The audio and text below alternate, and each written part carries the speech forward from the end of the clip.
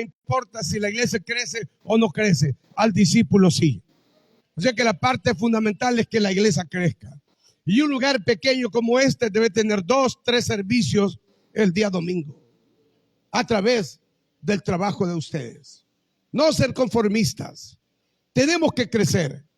Quizá yo no vine a hablarles cosas bonitas, porque no estamos buscando ser religiosos, sino verdaderos discípulos de Cristo, conscientes de llevar adelante el trabajo en la obra de nuestro Dios. En la cosecha estamos hablando de la operación Pesca Milagrosa, que se trata de que cada persona enliste a 7 amigos, compañeros de trabajo, vecinos o familiares. Orar por ellos, ganarlos para Cristo, traerlos al bautismo. Imagínense el poder multiplicador que va a suceder. Mañana tengo 2 pescas milagrosas, en la mañana y en la noche. Y todos están responsabilizados a traer por lo menos uno.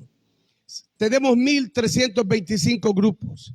Si cada grupo trae 2 personas, imagínense cuántos amigos. Entonces lanzamos la red y ganamos, atrapamos a muchos peces. Sí, a muchos peces para Cristo. Ese es el arte. La iglesia debe ser una iglesia estratégica, muy estratégica. Y el propósito del verdadero discipulado, según la visión de Dios, es que estos discípulos también ganen a otros, se multipliquen en otros. Ese es el fundamento. Y me gusta que pensemos esta tarde sobre esto. Jesús los envió a ser discípulos. Su legado no fueron grandes edificios, sino personas transformadas que luego cambiarían al mundo. ¿Ve? Nosotros nos preocupamos por edificios porque es una nueva etapa y está bien porque no tendríamos dónde poner la gente, pero si nosotros formamos discípulos y ganamos gente, tendremos dinero suficiente para pagar terrenos y para construir edificios en el nombre del Señor. Se trata de eso. El crecimiento también te da más recursos, tanto humanos como económicos. Y luego, el arte de Jesús estaba en multiplicar su vida en otros para extender el reino de Dios. Multiplicar su vida en otros. Repito, multiplicar su vida en otros. Sí, para extender el reino de Dios. La verdadera medida de un ministerio no es la multitud, sino los discípulos que permanecen y que esos discípulos hacen a otros discípulos. Miren, en Hechos capítulo 6 hay una necesidad de levantar 7 diáconos. Un diácono es un servidor. ¿Por qué quería levantar 7 diáconos? Porque los apóstoles están cuidando las mesas de las viudas de los griegos y de los judíos. No fueron formados por Jesús para cuidar viudas. Y vino una idea del cielo. Dijo, no es bueno que nosotros estemos atendiendo las mesas de las viudas, sino que nos dediquemos a enseñar, a formar hombres y a la oración. Y convocaron a la multitud de los discípulos. Cuando les dice a ustedes multitud de los discípulos, es porque los discípulos eran una gran multitud.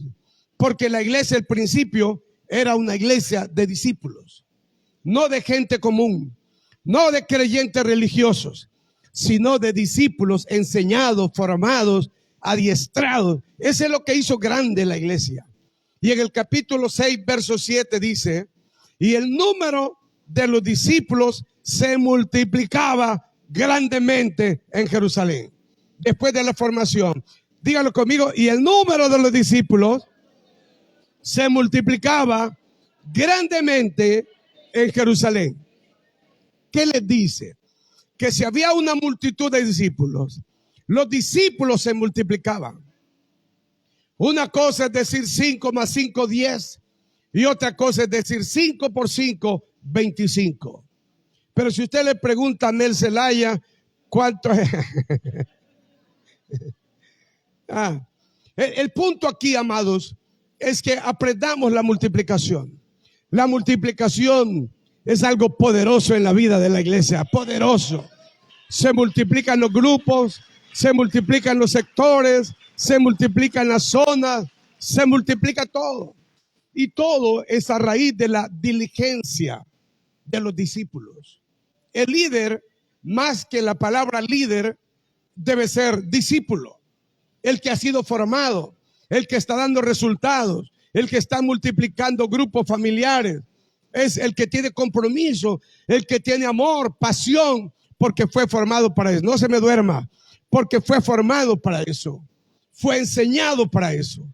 Vamos, miren aquí, la verdadera medida de un ministerio es hacer discípulos que permanezcan y luego que esto hagan a otros discípulos. El equipo de Jesús era imperfecto, pero transformado. Miremos un momento cómo Jesús puede hacer un equipo con los hombres que tenía, de los contextos en que vinieron. ¿Cómo podía hacer un equipo con un publicano que era aborrecido, con un Pedro que era intempestivo como el viento, como los hijos del trueno que eran violentos? Cada uno de ellos era algo especial. Pero miremos, a Pedro era impulsivo y negó a Jesús. Tomás era incrédulo. Hasta que no vea la abertura en el costado o en las manos, no lo voy a creer. Y Jesús aparece, toca mis manos y mete tu mano en mi costado y ve que yo soy mi Señor y mi Dios, porque me viste, creíste. Más bienaventurados los que no vieron y creyeron, le dijo Jesús. Ahora, escuchen esto. Miren a Santiago y Juan, los hijos del trueno. Jesús los llamó hijos del trueno, Boanerges en arameo, porque su temperamento era apasionado y vehemente, similar a la fuerza destructiva de una tormenta eléctrica, y por su gran celo para hacer la obra del Señor. Este nombre describe su furor y energía que se manifestaron, por ejemplo, cuando pidieron descender fuego del cielo sobre los samaritanos que no le recibieron, y también su transformación, ya que el más joven, Juan, llegó a ser el apóstol del amor, el gran líder que trajo la revelación del Apocalipsis.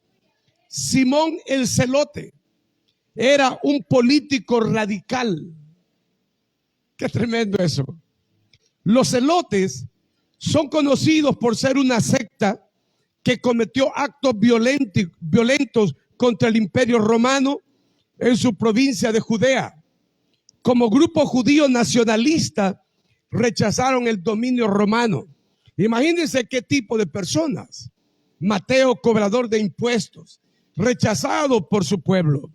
Judas Iscariote presenció el ministerio de Jesús, sus enseñanzas, sus milagros.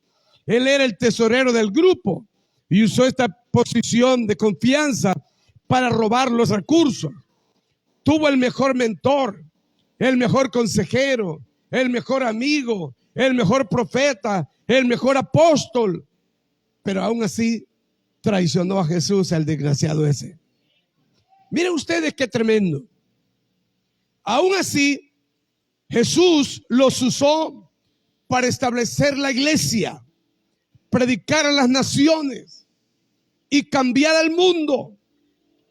Es que la grandeza de un equipo no está en la perfección de sus miembros, sino en la gracia y el poder de su maestro, de su mentor. Grandioso el trabajo de los mentores. La frase resalta que la fortaleza de un equipo no proviene de la perfección individual de sus miembros, sino de la calidad de su líder, el mentor, cuya gracia y poder son los que impulsan al grupo inspiran la colaboración y guían hacia el éxito colectivo. Un buen líder fomenta el ambiente donde los miembros se sienten inspirados a colaborar y no se centran en sus propias limitaciones, sino en el objetivo común que se puede alcanzar por la guía adecuada. La iglesia somos un equipo diverso. No estamos llamados a ser iguales nunca, sino a estar unidos en Cristo Jesús. ¿Dicen amén? ¿Sabe cómo esta cosa? Como el matrimonio. Dios, en su sabiduría, se dio cuenta que, o enseñó que, uno de los miembros del matrimonio era activo y dinámico, el otro pasivo, pero los dos se complementan. Uno es arriesgado y corre con las cosas, el otro es pasivo. Porque si los dos son locos se matan, y si los dos pasivos son pasivos se mueren. El que es fuerte arrastra al que es débil. Pero cuando los dos se unen, forman un gran equipo para la gloria de Dios. Y ese es el equipo que formamos. Equipos diferentes, pensamientos diferentes. Yo tengo un equipo de 8 personas, de 8 entre hombres y mujeres, el equipo de ancianos.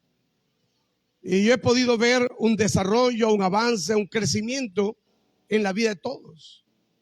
Pero cada martes estamos enseñando la palabra, estamos corrigiendo, estamos dirigiendo, estamos inspirando. ¿Quién no va a crecer en un ambiente así?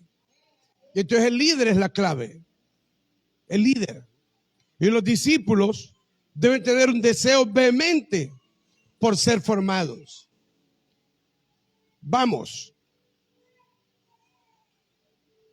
Jesús nos llama que hacer discípulos es llamar, relacionar, entrenar y multiplicar. Dígalo conmigo: llamar, relacionar, entrenar y multiplicar. Ahora escuche eso y enmárquelo. El arte de discipular no es solo enseñar doctrina, sino impartir vida. Vida. El mentor no solamente está enseñando, está impartiendo vida. El mismo espíritu que capacitó a Jesús nos capacita a nosotros para ser discípulos. Y un llamado final: sean discípulos, no solamente sean asistentes a la iglesia. No se conformen con multitudes solamente. Inviertan en personas, capaciten a otros. El reino avanza cuando cada creyente es un discípulo de Cristo y decide en su corazón hacer otros discípulos. Esa es la grandeza del reino. Dale un aplauso al Señor esta tarde.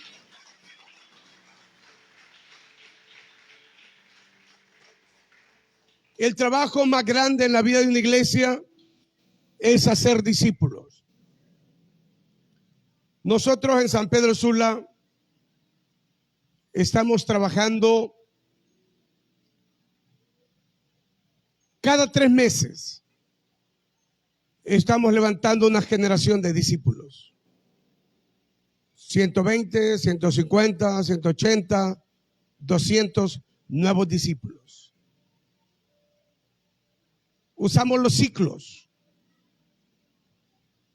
Un anciano comienza trayendo a los convertidos del mes, les habla de la visión, comparte unos refrescos y boquitas, y al siguiente viernes ya están en el proceso con semillas. 4 semanas después, al agua. Las familiares están viniendo ahora y los líderes para acompañar a los que se están bautizando. Digan algo, digan algo. Después de semillas, después de 4 semanas, van directo al Peniel. Al venir del Peniel ya traen el material renuevos. Cuando terminan renuevos están consolidados. Esa gente ya no se fue. Y luego Sembradores 1, Sembradores 2, la visión. Después de 9 meses tenemos a un líder de grupo familiar. Vamos a hacer una graduación con toga y con todo que honre y engrandezca al Dios Todopoderoso. Pero nuestros líderes se están discipulando todos con el material que estoy preparando cada 3 meses. Alimentándolos, fortaleciéndolos, creciendo. Cordón de 3 dobleces, ¿ya lo vieron? Una. Estamos muy atrasados. Es un material que le cambia la vida a la familia, el pensamiento. Y los materiales están ahí. La cosecha es el único ministerio en esta nación que tiene todo para formar discípulos. Ustedes no tienen que andar buscando materiales, no tienen que andar en busca de nada. Lo tenemos todo, pero hay que hacerlo. Porque ¿de qué sirve tener nuestros libros en casa cuando la necesidad está en el campo? Hay que formar discípulos. Si no formamos discípulos, lo que tendremos es una guardería infantil en la iglesia. Gente murmuradora, querellosa, críticos, que nunca vamos a encontrar, pero los chismosos nunca se encuentran. ¿Por qué lo hiciste? Le dijo a Adán, la mujer que me diste por compañera. Ella me dio a comer. Y la mujer, la serpiente, me engañó. Entonces necesitamos ser formados. Ustedes deben crecer. Queremos que cada creyente sea un potencial activo, dinámico, vivo, pero tiene que tener palabra en el corazón, desafío en el alma para convertirse en verdaderos discípulos. Pónganse de pie, por favor. Vamos.